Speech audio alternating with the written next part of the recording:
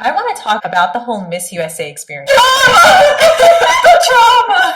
The moment the pageant is over. Shoot, you guys are we gonna unleash that can of worms? Real for a minute. I've never talked about this like this. We're all getting emotional here. I felt like a failure and I didn't feel proud of myself. I kind of self-sabotage in a lot of ways. We all have the need to feel like significant and important. I'm more than a goal that I set. You're in for a real treat. How long have we known each other? 6 6 years. years. Oh my Lord, a little over half a decade. Oh yeah, when you say it like that. And we spent like most of our 20s together. Oh yeah.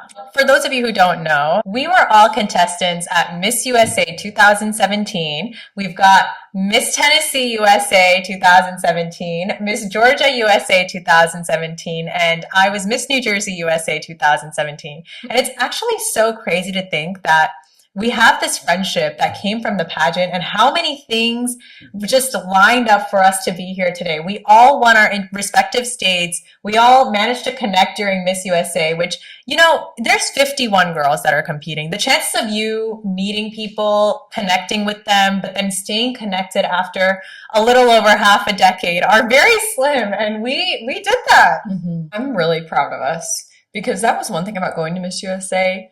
With like maybe 1 or 2 exceptions, if I'm being honest. If we're being honest. If I'm being 100% honest. Here. The girls were incredible. I had the best time. I felt like we met the most amazing women, and then you all go home, and none of you guys live anywhere close to each other. Yeah, you have friends in different states. Like sometimes, you know, I'll just think, oh, I wish like my friends were here because it'd be so cool to hang out the way that we're hanging out now. Mm-hmm. But it's like, yeah, my friends are in Tennessee and Georgia. We have been talking about getting on a podcast for the longest time, and it's Absolutely happening. Years. It's true. Yeah. I'm so excited. We first, I think it was like a few years ago, we actually thought we were going to start a podcast together, which I don't know why it fell through for some reason.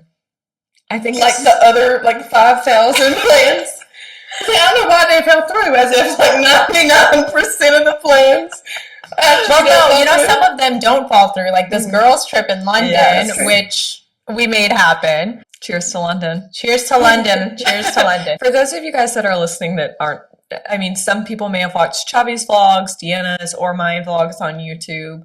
Whenever we are together, it feels like not chaos ensues, but Chaos ensues. chaos ensues a little bit.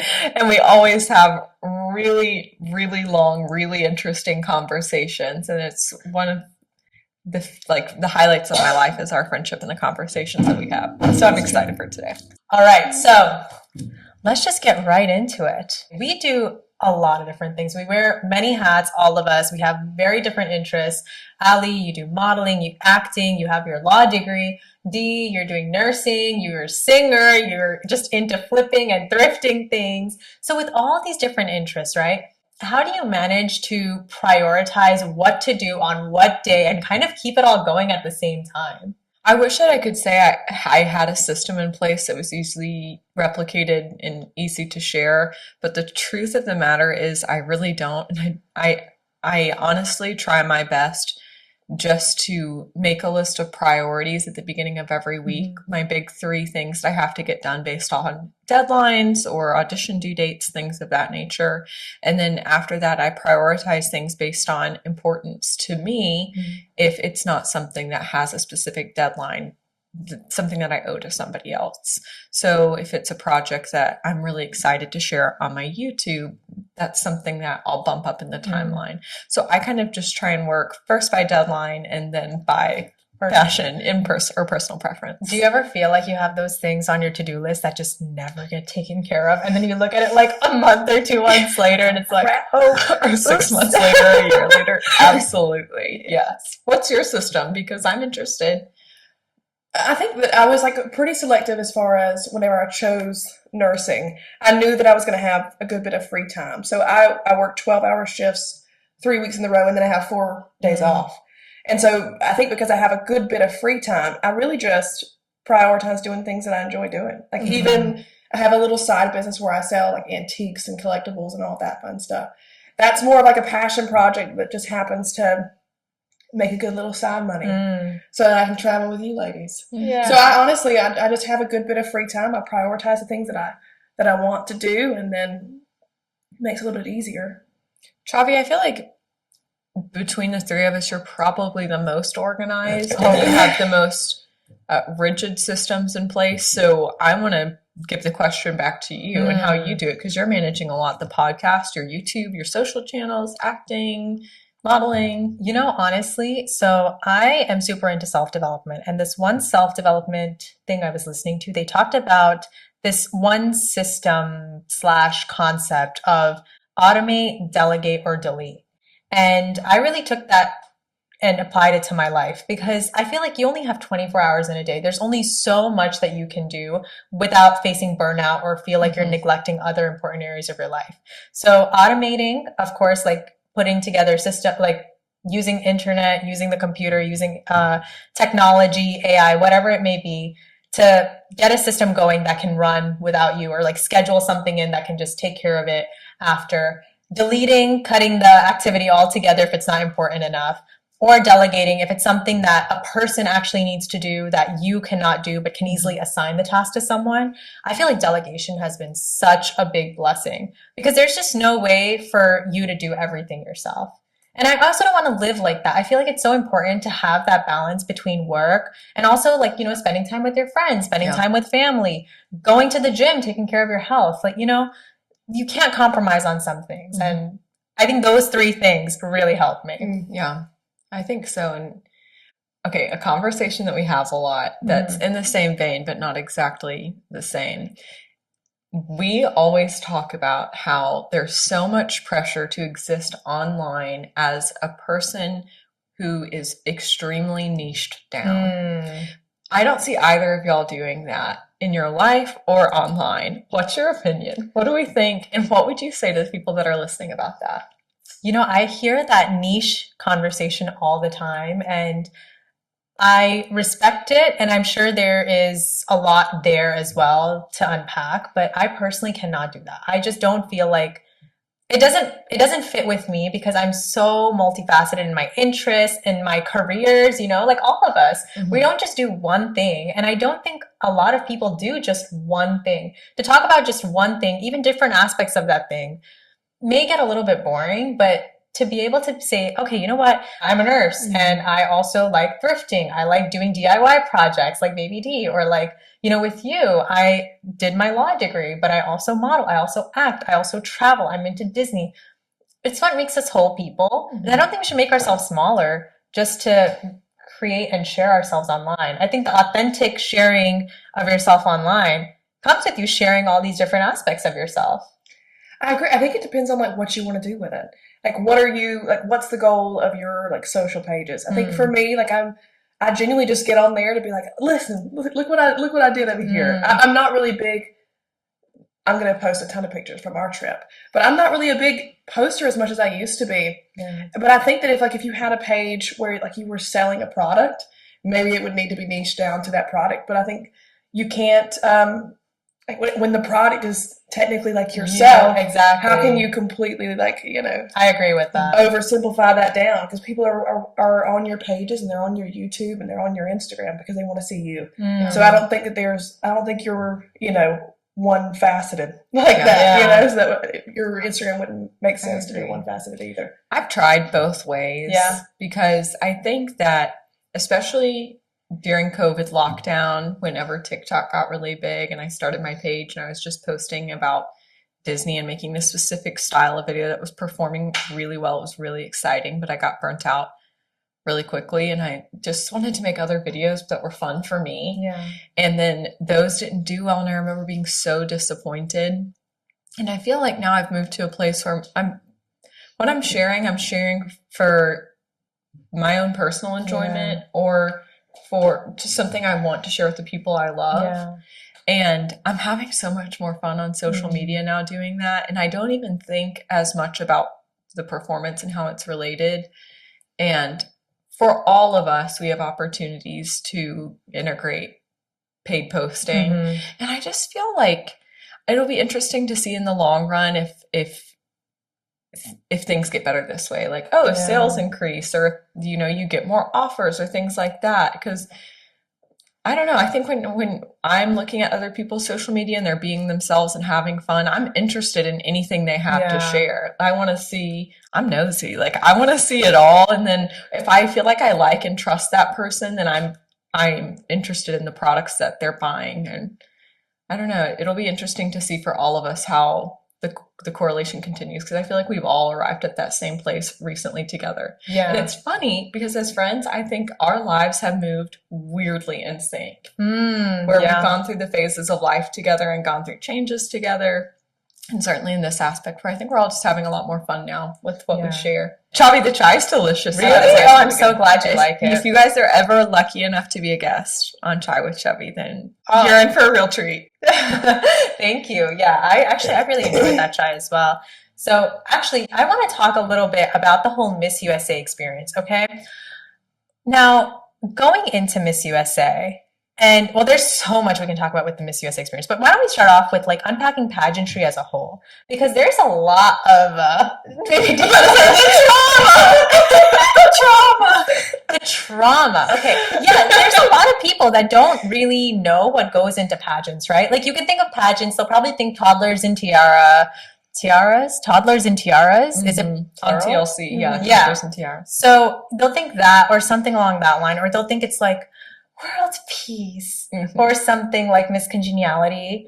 So like what was you guys' experience in the pageant, and like what are things that we can talk about that people don't really know about in the pageant space? You kick it off, baby. Well, she's in trauma first, so So I had never really done pageants growing up. It was something my mom like didn't allow growing up. So I was going through like somewhat of what you can't call it a midlife crisis. At 18. What was I? It's 20? like I'm not even a an quarter life awakening. crisis. It's kind of like an awakening of Yeah. getting to know oneself. Yeah. I think I was coming off the tails of like doing a show in LA, and I had done The Voice when I was really young, and I was coming off of that, and I was kind of feeling like what you explained the other day. Like everything felt so mundane. I felt like I'm never going to do anything of any importance. I'm never going to have that high kind of in the spotlight kind of feeling again, and trying to deal with that with my little 18-year-old brain. I ended up actually making like a list. It was real dramatic. I was making a list of things that I wanted to do before I died. And like on that, I was like, I'm going to be Miss Georgia. Oh my God. There was a whole other thing from that list. I don't know what was on the list, but that was on it. And so that was my like introduction to pageantry, was just kind of like, I would like to be Miss Georgia. And that was kind of it. I'd never done a pageant. I did a couple getting ready for it, but I didn't have any real expectation. I didn't know anybody that did pageants.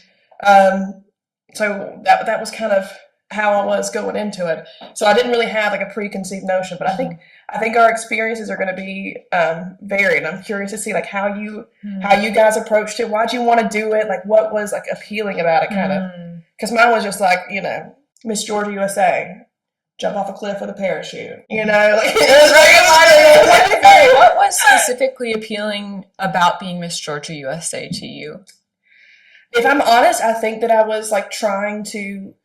My list was full of like adrenaline spiking moments in the spotlight, things to like grasp. Because I think I was like coming off of The Voice, I was just kind of thinking of in that mentality of like I'm never going to do anything like this, and wanting it back, replicating that experience, replicating the feeling, and I just was thinking of all the things that I could do, and like pageantry was one of those.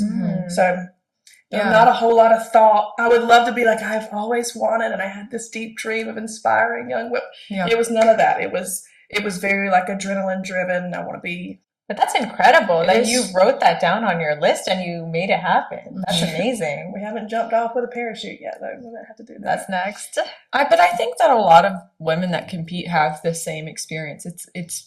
And I'll speak to my personal experience before I speak to that of others. But for me, growing up, I knew other women that were Miss Tennessee USA. One of my mom's really close friends, Tawana Stone, was Miss Tennessee USA, and she came for like my special guest day in kindergarten.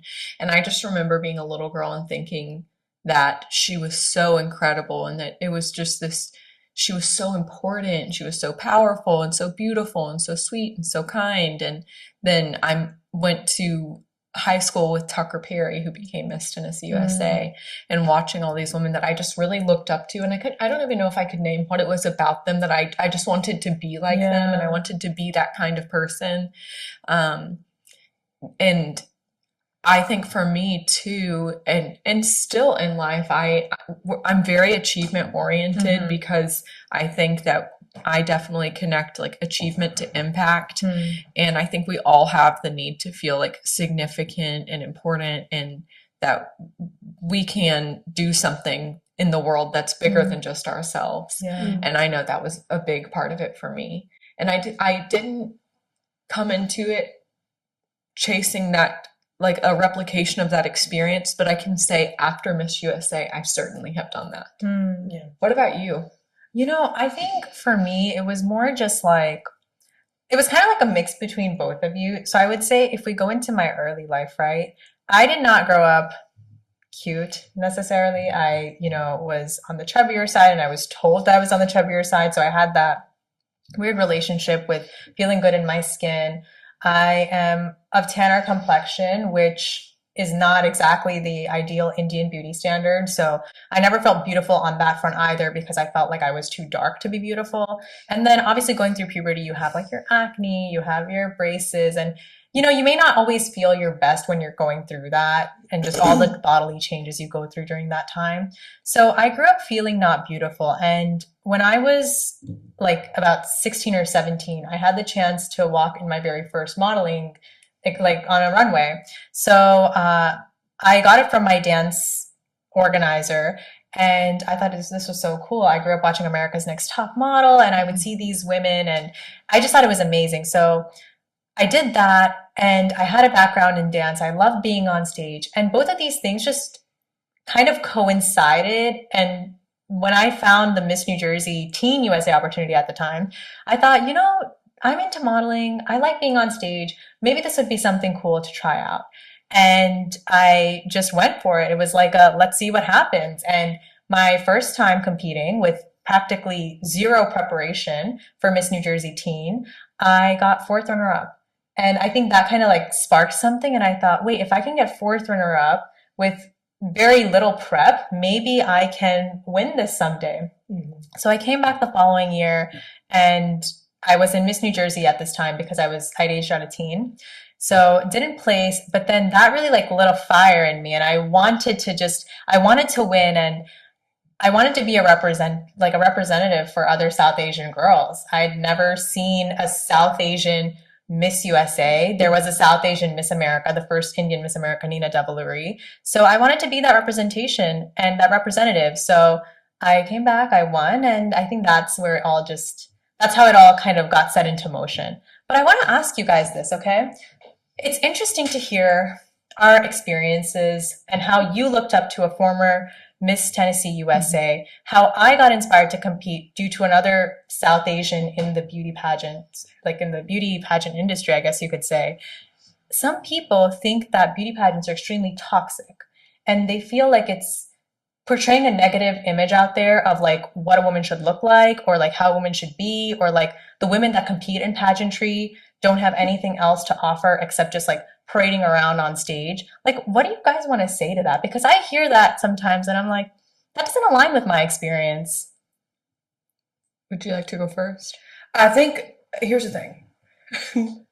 I think coming in with someone who had absolutely no experience, but definitely knew the preconceived notions about pageant women, I was genuinely very, very impressed. Like with the women that were there at Miss USA, I specifically remember you. I remember that there were several different like practice rounds before we went on stage, and there were women answering questions, and I was like, dear God, like these women you were so like you articulated yourself so well. You could tell that they were educated. You could tell that they had opinions, and they weren't.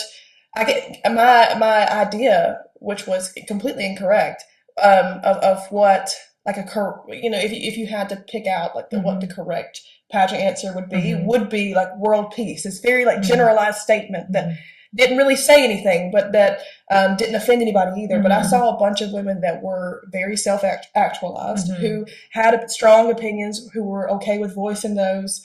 That hasn't been my experience, that these are shallow, one-faceted women. Mhm. I don't think that's the experience for anybody in general. I think Yeah. generalizations exist, but they're often incorrect. But Yeah. I think a lot of people want to argue about the good or bad of the system as a whole. Is this something we even need as a society anymore? But the truth of the matter is there's not it's an avenue of opportunity for women, Mhm. right? Yeah. Scholarships, a professional network, access to coaches, access to sponsors. And I think a lot of people really like to argue the minutia of, well, should you be in a swimsuit? Should you do this? Should you put that on TV? Should you let people watch it? And I can understand, and I suppose in a way why people are saying that, but we all made the choice. Yeah. No one forced us to get out there. No one made us get in a bikini. Like we signed up for that. And even poor baby D, she's having some allergies. I'm in allergic to London. London. I'm sorry. Continue. Yeah, the criteria for swimsuit competition, I think, is if this is something you're interested in, be like, is it harmful? Just look at the judging criteria and the panel of judges that are selected. These people are people that are doing so much to try and help women, and the criteria is not about body; it's just about confidence. And there is, I don't know, I can see why people say that, but at the end, I believe it's a net positive for women because of the opportunity it provides, the network that we get that we can't get anywhere else. And the friendships too, right? Yes. There's so many things. Like for me personally, I had never worn a bikini prior to pageantry. Okay, I just didn't do it. It would always be one piece, if any, or it would be like one of those skirts, like those swim skirts. And my first time wearing a bikini was on the Miss New Jersey USA stage when I won. And the process of preparing for the swimsuit section actually really began when I wanted to explore fitness. So it was like, I thought, okay, you know what? I have this swimsuit portion. I want to make sure that I feel and look my best when I'm on stage. And I got into working out. And that changed my life forever because you guys know how religious I am about working out now. And and none of your reasons for that are based in vanity. No, I mean, initially, I'm going to be honest, it was, I want to look good in the swimsuit. Well, there's got to be a little bit. There was. And that's the honest answer. But then as I started working out, I started to see all the other benefits and I saw, wow, I'm getting stronger. My strength, I couldn't even do one push-up before. And then I was doing 10 after like 4 or 5 months. I was doing pull-ups. I was seeing like my body transform and growing stronger. And that really made me just so in awe of human ability, human strength, and how we can go through things that are hard and how they can get easier the more we show up consistently, the more we work at them. And it made me fall in love with health and fitness. And it became a point where the looks and like the vanity aspect of it became a byproduct of me doing something that I just loved. And then I became a personal trainer within that same time period. So all of that happened because of pageantry. It for me was a very like self-development sort of thing. Yeah. Yeah, and like I'm saying, it's a net positive, not only for the women that participate, but I wish that the people who are tearing this down actually looked to the women that competed and saw the things that they did. Yeah. Because I remember being there and thinking there's one woman in each state who is going and visiting schools and volunteering in her community, promoting her platform and in creating all this social good. And that happens year after year in division after division.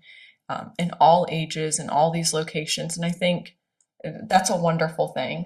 Not to mention scholarships and like we talked about friendships, network opportunities. Soft skills, interviewing, public speaking, like those questions that they ask on stage. I will say this. I think there's a difference between like the overall message and then the messengers, right? So I think is there a system in place that objectifies women in pageantry? I would say no. The overall message is that we want healthy, well-rounded, self-actualized women that are going to represent a broad range of women. I think that's true. I do think, though, there are individuals. So that's the message. I would say there are some messengers that get it a little bit tweaked. Right. Yeah. So, like, somebody would take just that one statement of, like, we want healthy women. Like, we just want overall healthy women. to like a very narrow idea of like what that looks like. Right, So that's a good point. and there's been several instances that I'm sure we can all name where an individual, not necessarily the overall idea, but an individual has done something a little bit messed up in the name of pageantry. Like, Oh, yeah. for example, in one area, I distinctly remember I was actually getting ready for Miss Georgia, and there was a pageant coach that I had gone to, and it was like a week before the pageant. And this person, no lie, this is what they told me to do. They told me that the week before the pageant, to really like restrict my calories down to about 800, 900 calories for the day. And then every night to get on the treadmill, wrap myself in hemorrhoid cream and saran wrap and coffee grounds, and then put a trash bag over me and run for an hour. The idea is that like hemorrhoid cream like shrinks cells and it dehydrates the cells. So all that water that you're holding, kind of like you're going to dehydrate yourself so that your muscles pop and all this. But you can imagine that's not the healthiest thing to do. Yeah. And admittedly, I did it one night. I was Yeah. like, I ain't doing this. I was like, Yeah. I look ridiculous. And I didn't think that it helped. But it's things like that. I think there's people that kind of like contort Yeah. the original message. I think so. And I think those people now are becoming the old guard. I think it's changing. Maybe there's going to be a few of those people left around, but if you're a woman who's going to compete in pageant, reach out to one of us if you have a question. We won't make you run do in hemorrhoid Don't cream. run in hemorrhoid Where's the camera? Don't do it. There it is. You don't need to run in hemorrhoid No, I cream. think that brings a really great point, right? There are definitely pros and cons. I'm very grateful that we all got to experience and use pageantry in the pro sense.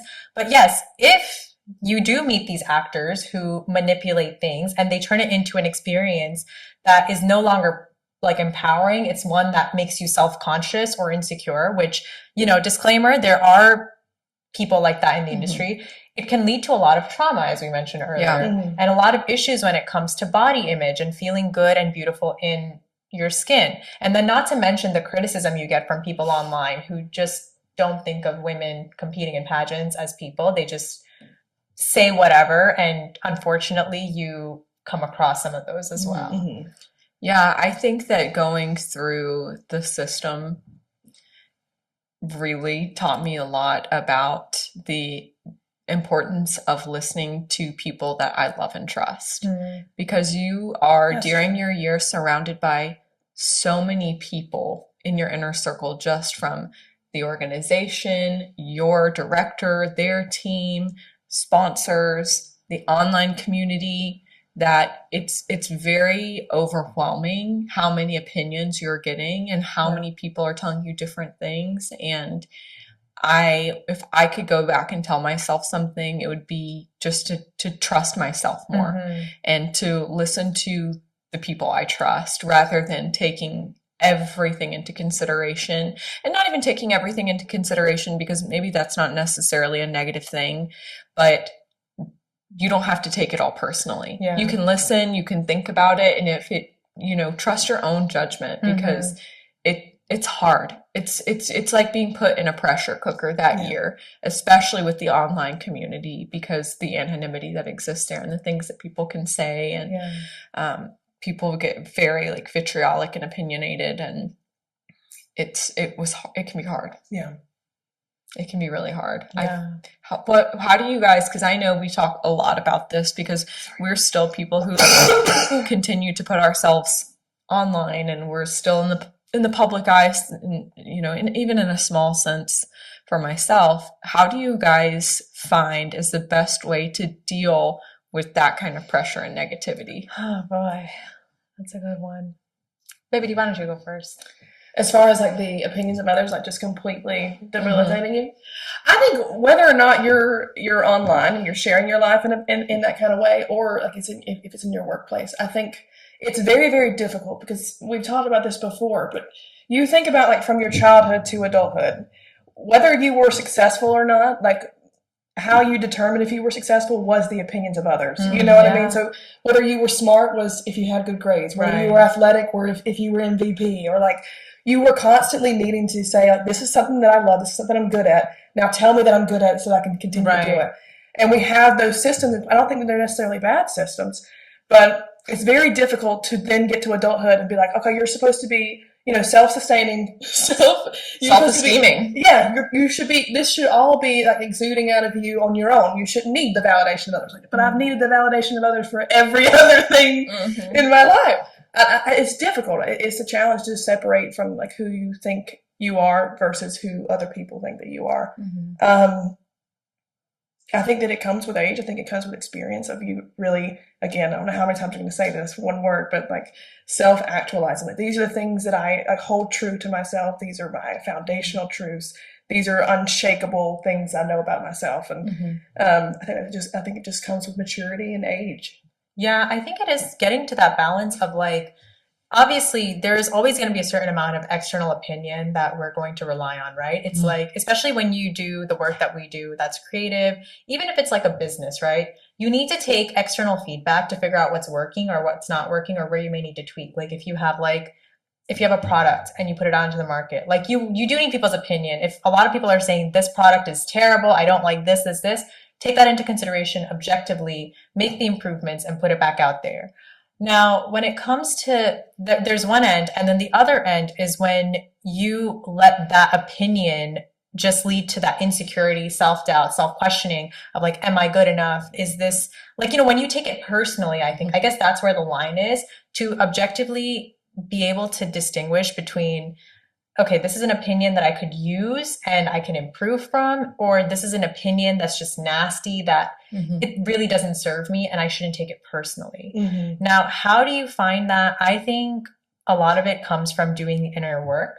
And when you take the time to journal, for example, or just spend time with yourself and you love yourself, I know that that's a very like, la-di-da thing to say, but truly when you like yourself, when you love yourself, when you respect yourself, and when you meet your standards, when you are someone who knows you can trust your own self, I think the words of others that may be intended to harm just hurt you a little less. Because if suppose your self-concept is, I am a confident individual. I love myself. I know that I'm always, trying my best and like I'm a good person. If that's how you believe of you, like that's what you believe of yourself. If someone comes by and says you're a nasty, terrible person, you're not really going to believe that because you've proven to yourself that you are all these things that you believe. Working on your self-concept so others' words don't hurt you as much. I agree. And that's, I guess, what I was saying more or less earlier is going through that taught me to do, like, have the system and tools in place to be self-affirming and self-esteeming and have the unshakable truth about like, no, I am a good person. These are my values. I hold myself to these standards. I have these expectations of my decorum and behavior. I don't do this to other people. And no, you can build that strong foundation, and that's so important. And there's sometimes still something that'll shake you. And you guys both know, because I'll call you both or my mom and just be like, can you believe this person said this? It's so upsetting to me. And I think it's because when you really do try to be a good person and it's so far out of your concept of anything you would ever do to another person to say or do something like that, when you're not that kind of a person, you are going to question yourself. Like you need to have a speed bump between that person's words and your heart, where it just like slows down and you think, okay, let me take a moment and pause. Let myself feel this emotion, and then let's go in to dissect it. Because I think sometimes it hits you in a way where you immediately just accept it as like, what they said about me might be true. Like, is this something? It makes me think. Exactly. And I find it getting easier and easier lately, just because when you do the work on yourself and you build those like unshakable, like your unshakable self-esteem, and you hold yourself to high standards of how you treat others and operate in the world, then it gets harder and harder for people that you don't know to say something that you take seriously. I think it was a Jay Shetty podcast with who's the boy that is Spider-Man now? that stadium. God, there's Tom like, Holland. there's like Tom Holland. there's 10. Isn't Yeah, there? anyways, this is such a like a telephone thing, but I was watching the Jay Shetty podcast with Tom Holland where he quoted Christian Bale where he was saying like, if you have a problem with me, text me. Yeah. If you can't text me, you don't have a problem with Yeah. me. Yeah. Kind of a thing. And I thought, that's so true. It's like if you know me and there's really something that I Yeah. have done that's like let me know. Yeah. You would let me know. You would let me know. Right. And that I would really take seriously. It would be something you'd be receptive of. And Right. you can actually improve. And that's where I think also is that line of like, you know how like some people just like forming preconceived notions about you Mhm. without ever like talking to you. And then that's just like gossip basically. Yeah. Of like, how can I be nasty about this one person and like share these things and just spread negativity? Have you guys ever written a mean comment on anybody's anything? I don't think so. I just don't be caring. I don't Yeah, care. Yeah. Mm, Because I think if there's something I don't agree with or I dislike, I just tend to scroll past it. I think I have DM'd somebody. I think I can't. It was a Bachelor person. I don't think I did. I think I DM'd somebody, but it was like this mob mentality on this one fella. I can't even remember what the scenario was, but I was like, you shouldn't do that. And that might have been considered mean. I didn't put it in the comment section. Yeah. She was getting kind of. Yeah. She was just kind of getting ripped up in her comment section, but so I did DM her. That might have been considered mean, but it was just you're better than this. Yeah. But I It's will like, say, no, I'm not going to put it out here for everybody to see. to see, just for you, just so Yeah. I can get it off my chest. Yeah. I don't think she ever read it. But I will say back to the pageantry thing because there's you tell me if this has been y'all's experience. So for the pageantry, the reason that people don't like it is that there's that aspect of like they think that it objectifies women, but there's this other aspect of should we do things that make us feel bad? So like if only one person gets to win, that means that 50 people have to lose, and that makes them feel bad. You know what I mean? And that idea of like everybody gets a trophy. If there's an outlier, if there's a winner, then there's too many losers, and we should make other people feel better. You know what I mean? That annoys me to my core. Yeah. That everybody gets a trophy. Well, it's not 'Cause real I think- because you can't function like that in life. One No. person's going to get the job that you want. One person's going to marry the person that maybe you have a crush on. Yeah. Like and I'm not saying there's finite resources or opportunity for anybody, but there's going to be scenarios in which you feel like you've lost. Yeah. And I don't want the possibility of losing something to prohibit me from participating in anything. I agree. Like that's exciting to me that I can like strive. Like that's such an important part of life is the triumph of the human spirit and trying over and over and over again. And you will win at something. And that's the Teddy Roosevelt quote about the man in the arena. Like that's what it's all about is like still getting in there and doing things. Like I think people need that. And it was, if I'm being honest with you guys, post Miss USA was one of, if not the hardest times. 100%. And I know all of our lives. And even with that, I don't ever think, well, this should not exist. Yeah. Well, I think because again, we've been friends for almost 6 years. 6 years. A little over half So a we're decade. heading into this phase of like we're talking about children and like how are we going to raise our children. Yeah. And I don't know about you guys, but my dad was completely okay with me losing frequently. Yeah. I think like the idea that you're going to go out and not fail, or that you should win every single time, and that you can't celebrate when other people win. I don't think it's a good thing. And whenever we're talking about like self-actualization and self-concept, like I think that those things are made like through the fire, and I think that you should be challenged and you should be defeated and you should fail, and it shouldn't be that you surround yourself with this like light pinky fluffy cloud constantly of these like echo chambers of opinions that just reinforce every idea that you have about yourself. I think that you should struggle. I think that you should lose. I think that you should celebrate other people. Yeah. And it's very in line with what my recent TED Talk was on. So I gave a TEDx talk in May on adversity and how important it is for growth.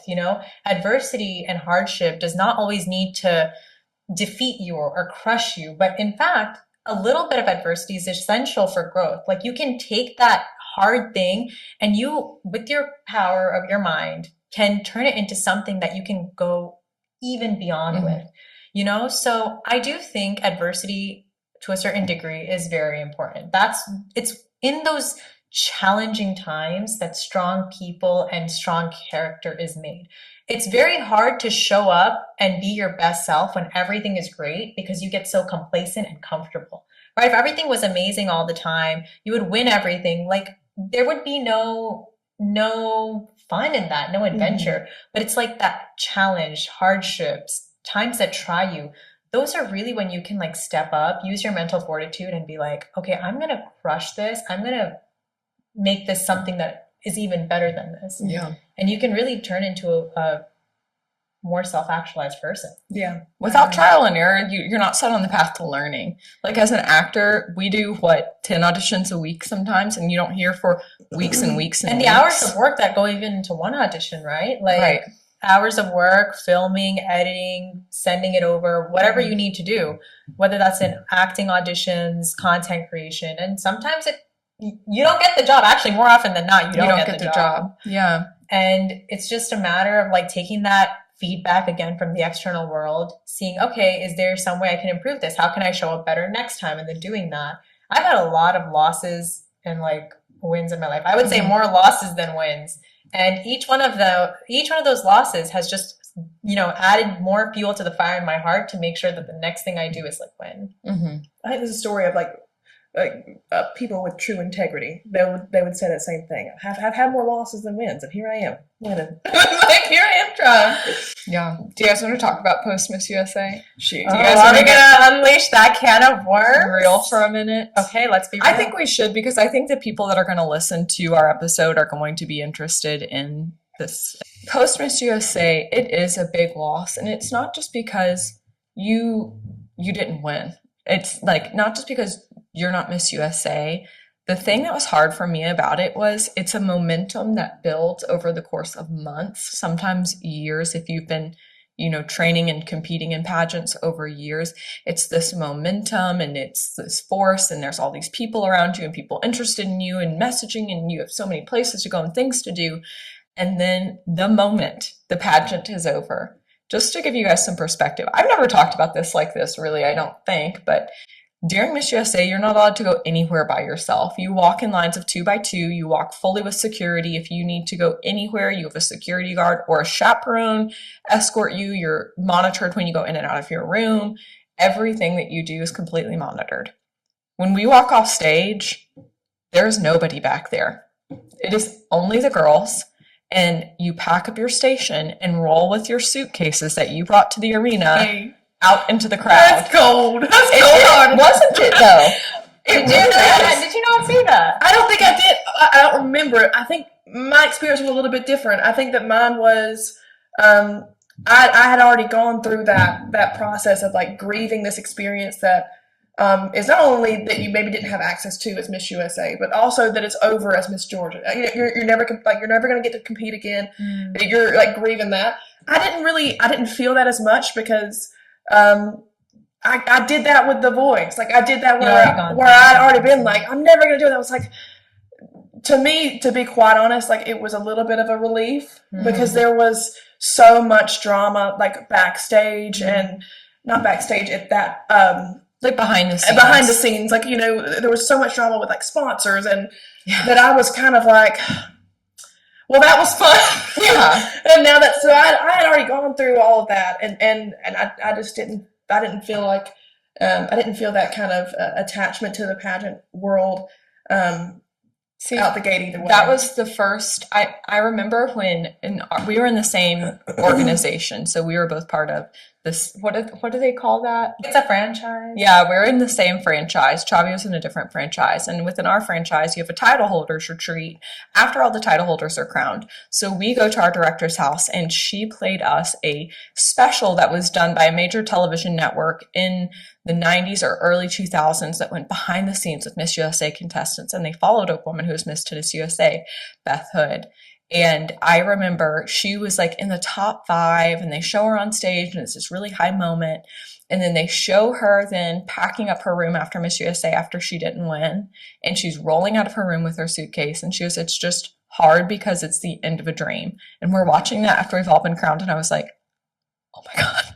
Oh, that's what it is. It's the end of a dream. Yeah. And I think like you having the voice, you probably had a really hard time there, but that made it easier for you at Miss But USA. that was more my dream. Like the Yeah. music was more my dream Yeah. than the pageantry. Yeah, but even it's like you put your whole self, like every moment of every day goes into this one, week really that we're competing, 2 weeks, I guess we were in Las Vegas. And then when it's over, it's not just that the dream is done, but then it's like your whole environment changes because you're no longer really in the system, and that no one's picking up the phone and calling you. I remember being like, well, no, where is everybody? Everybody wanted to talk every week. Where is everybody? And there, in all fairness, there was a lot of people, not a lot of people. There were very few people who like stuck around and stayed interested and, really developed a true friendship that they wanted to maintain. But that was the most disappointing part of the experience for me, is how there's no preparation or system for life after the crown. And I know with Chesley, who none of us knew personally, that sparked a really big conversation about this problem in the system and like the support that women need. And I don't know, I hope that changes. I agree with that. I feel like for me, I had put a lot of just stakes tied in with the Miss USA crown. Like that to me was like, as Miss USA, I would have been the first Indian Miss USA. Mm-hmm. I would have been that, representative that I'd always dreamed of being. But more importantly, I think I just felt so privileged to be there and so grateful to be there, because just up to 2 generations ago, the women in my family were like child brides. Mm-hmm. My grandmother was a child bride. She didn't get to go to school on both sides. Like my mom's mom did for a little bit, but then, after a certain age, you get married, you start having kids, and it's not a priority. My grandma, my dad's side, she really, like, that's all she did. So she never got to realize her dreams or even like take a shot at them. So coming from that, seeing where I was, seeing the opportunity I had, I just really wanted to like make my family proud. And I really, Yeah. I really wanted to make my family proud. And I think I put a lot of pressure on myself to do that. And I was only 19 at the time, 19, 20 years old. So, to be on that stage, to be so close and like to think it could have gone either way, and then for it not to happen, that was like the first thing, right? Like I remember so clearly post the crowning of Miss USA 2017, I was on stage and I just didn't want to leave because it felt like so surreal up there. It just felt like a dream. And literally I was like, I don't want to leave. I just want to stay here. I just want this, like, I don't want to face reality. Mm-hmm. And then I went backstage and there was nobody there. Yeah. Because all the girls had probably gone to see their families. Mm-hmm. I was the last one there. They took Miss USA to get photos taken. There was nobody. I had just bags of my things there. No one to help me. I had like my dress, my jewelry box, my makeup box, my 2 suitcases with my clothes, another dress around my neck. Like I was just carrying all this myself. And literally the minute I saw my dad, I just started crying. I just like went up to his jacket, crying uncontrollably. And I was just saying, I'm so sorry that I couldn't make this happen. And I know how much of of an opportunity this was. And I'm sorry I wasn't able to make it happen. I know. I'm like, we're all getting emotional here, but it was really hard. And, obviously I think he was just like, it's okay. You did your best. We're so proud of you. But I felt like a failure and I didn't feel proud of myself. And I think that feeling stayed with me for 2 years. And then to not address that, but then also to go back to college for me, it was just like, I had such a hard time psychologically trying to figure out like what has happened and make peace with like, okay, this thing that I put so much on the line for, that that consumed so much of my identity, of my hours, of my days, it didn't happen. Yeah. And now I need to find a new dream. And the process of coming back to college, it's very jarring. It's very jarring. And like the mundane day to day. Yes. Like it was just like, okay, I wasn't feeling fulfilled. I don't know if this classifies as depression by any means, but I felt the lowest that I've ever felt in my life. The day after Miss USA, I felt so alone. I don't know if you guys had a similar experience. I was just Yeah. like, That night what it just happened. happened? I've heard artists say before, like it's very difficult after they perform in an arena to like go back at night and be alone. Like that level of stimulation. It's a very bizarre and isolating feeling to know you have 8 million people watching you, a crowd full of people, all this pressure. And then DeAnna and I were just like back in our room at Mandalay Bay. We went and hung out in my family's room Yeah. and talked to them because this is the first time we've been able to like see them, hug them, touch them, and be on our own without a chaperone in 2 weeks. So we talked to them late. Then it was like, okay, it's closing time. Like we go to our room. And we're sitting there, and the winner was in the room right next to us. So all night we hear her door opening and closing, and like drawers being pulled out as they're like packing her up to take her to New York the next morning. And you're just laying there feeling so. It's like very isolating and very you feel very alone, and it's very bizarre because you go from this like hyper exposure to being in a room completely alone with nothing. I agree. It was very jarring. It is jarring. And for me, you know, when I went back, so I couldn't sleep in my parents' hotel. They were at a different place because they had like my whole family was like packed and everyone had their stuff all over. So I slept back at my room in Mandalay Bay, and I didn't know where my roommate was. So I didn't even have someone who I could like even talk about and like be like, what just happened and try to process. I said bye to my family. I went to my room alone. I woke up and I just remember like laying in bed, looking at the darkness and being like, Yeah. I felt so alone. You should have come to our room. I know. We slept in the same bed that night. I thought we would have It's joined crazy you that guys. I don't remember this. Yeah. I think I'm just out here dissociating left and right. I'm like, did this happen? Where was my luggage? Yeah, Who was there? But it's such a heightened environment, and I remember like seeing my brother's face on stage when I didn't get called into the top 10, and just be like, it's okay, I'm fine, like, and just seeing him being so like, I just felt so like heartbroken. Yeah. And it's you know, it's very, I think, natural. And I've heard that other like athletes have felt similarly, you know, to train so much for this. And you know, Miss USA, it's not a sport in that sense, but it is a competitive environment. Yeah. When you go to something where it's that competitive an environment, the stakes are, you know, Everything. yeah. It's hard to then give so much of yourself to something and then not have it happen. Yeah. And to deal with that realization and to process. Yeah, and I don't think the answer, because after that, I've never felt like I'm never doing that again. Yeah. I don't feel like the answer is to withdraw, and not to like, well, I'm never going to put this much of myself into anything again, but to just know that that can happen. But it's always worth it because you gain so much more than you lose in that title or that moment of loss. And I remember them like coming out and seeing my family and like bursting into tears. I remember like I kept it together on stage. I remember starting to cry when I turned back after you weren't called into the top 10, and my heart just like breaking. You were like, and you blew me a kiss. And you were like, I love you. That broke my heart. Seeing my brother's face, and it was just like total like shock, and like my family, they were all just like with their mouths open. Like that broke my heart. I kept it together. And then I remember I walked backstage and like opened the door for craft services wise, and all the girls were like, Allie, and I was like, immediately cried, came outside, saw my family and cried. But then there's all these people that like want to take photos and meet you. All and my videos. photos from that day are of me with like red eyes and be like, Me too. Yeah, of course, because you want these people to have a good experience in case there's some of the people online that have been so kind, but you're just sitting there. You're like, thank you so much. I'm like trying not to like boohoo, and my nose is red and my eyes are watery. I'm like, oh, it was really difficult.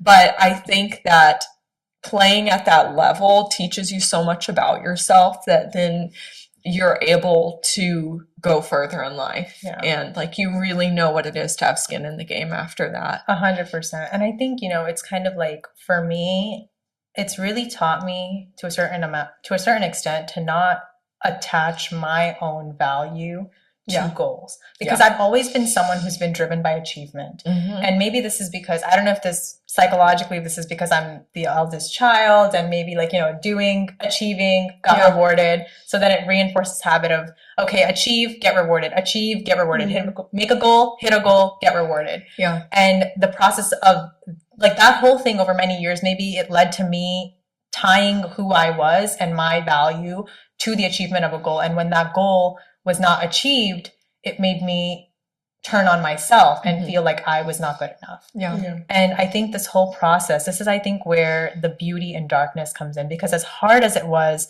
to go through that mourning process of not achieving a goal, not fulfilling a dream, the light side of that was realizing that I am more than a dream. Yes. I'm more than a goal that I set. Yeah. And the outcome of something does not reflect on my value and my worth as an individual, because some days are your days and some days are not. Yeah. And it's just, keeping that sense of self strong despite these external things. I think that was my lesson from that experience. Yeah. I got a question. Okay. All right, let's Do go. you have any regrets?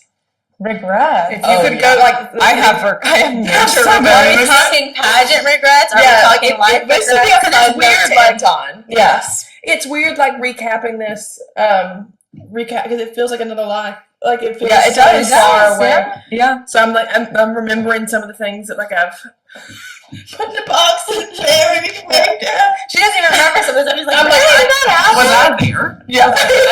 Did we stay in the same bed? We did. We were like, we can't sleep alone. It was just so heartbreaking. Yeah. But Regrets. Like what was something that like, whether like however you take that, whether you like think about it like going back and I would do this differently, or I really regret that, like just your regret. I think my only regret was, I think I put way too much pressure and I tied too much of myself. But I think I can say this now, but if I hadn't been that invested in it, I wouldn't have felt that drive to do like what I did, So I think, I don't know, everything happens for a reason. So I really can't say if there's a regret. To my recollection, to my memory, I think I tried to do as best as I could. I completely actually like blocked out any pageant critics or any pageant fans, did not listen to any of that stuff. When I was at Miss USA, I think I was very like, okay, let's just focus on the present. Let's not worry about what's going to happen. Let's not feel that anxiety. Let's just do and be our best. So I don't know. I don't know if I have regrets. what about you? I think when I think back on it, I think my nature at the time was one where if there's an expectation, I'm not good when there's an expectation. I kind of shut down and I kind of self-sabotage in a lot of ways. And I remember, there was like a really prevalent like poster, like he posted a lot about the pageant, such a sweetheart, and they would post like front runners and things like that. And I just remember being like reading through the comments, and I think they coined me as like the the plus size, the plus, what was it, like the plus size exotic one from Georgia or something like that. And I had dark hair at the time, and I just remember like I guess they were trying to make it like a compliment. That was supposed to be like my niche. I was supposed to be like the only plus size girl there or whatever. I was like a size 10. If they saw me now, they would faint. I've gained like 30 pounds since then. But I just remember kind of shutting down after that, and like really not wanting to. Instead of being like, well, screw that. Like I was the fittest I'd ever been at Miss Georgia, and I was working out all the time, and I was really enjoying it. And I remember whenever I started seeing that of like, I was like, fine, I'm going to lean into that. I stopped working out. I was like binge eating like crazy for like the months leading up to it. And I was like, well, if I want to be the plus size one, I'm going to be the plus size one. Yeah.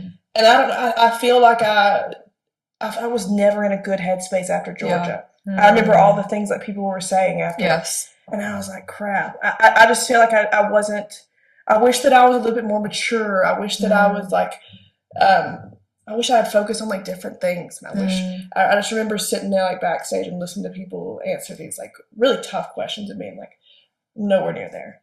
Nowhere near like who, I had no idea who I was or what I wanted to do. I had stopped going to college whenever I won, like stayed home, and I don't know. I wish I would have stayed in college. I wish that I would have continued to do the things that I love to do and not just shut down and pause. And I was trying so hard to like make this experience different than The Voice that I think I just kind of shot myself in the foot a little bit. I think I just wish I would have let myself enjoy it. It was so much pressure, and I think that's all I could focus on because I just wanted to do well. And not only well in the competition, but like well as a state representative, well as a title holder. And I feel like just now in life I've arrived in a place where I'm allowing myself to enjoy my life. And I wish I would have just let myself enjoy things more and been in the moment and not worried about what everybody said and what everybody did and been so susceptible. And the online things would hurt my feelings, but I didn't necessarily take them into consideration. There was comments I remember being like, she has the worst body out of all the contestants, like months before the competition. And then after that comment, I was working out like 60 minutes twice a day, like barely eating, and like really and I engaged in like unhealthy behavior just to try and do anything. And it's like I would have been fine. Like I just wish I would have let myself enjoy it and trusted my own thoughts and opinions and the opinions of people who I loved and trusted more than just being like, well, I'll listen to everybody and I will try to make everybody happy. Like, and you can't do that. You can't make everybody happy. And I want to end on this note. Regardless of whether you've done a pageant or not, right? I think at some point in your life, you're going to be in a situation which is competitive. And the maybe not realizing that goal will have you feeling this lost, low state that we've experienced. So what is your advice to those and how to deal with the loss of a dream?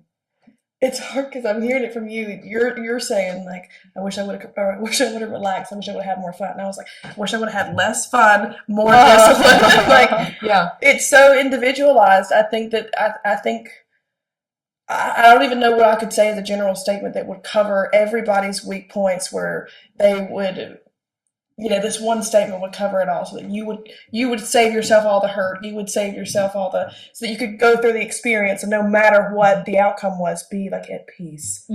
But I'll say from me like this, because I'm bringing my own shortcomings to it, is with anything, do everything with excellence. Do it to the best of your ability. Be disciplined so that no matter what the outcome is, that you can literally say, I did my absolute best. I'm at peace with the fact that I did everything that I could have. Because what you don't want to do is have these amazing opportunities in life that you're just like, man, I either was lazy or I was terrified of trying and failing.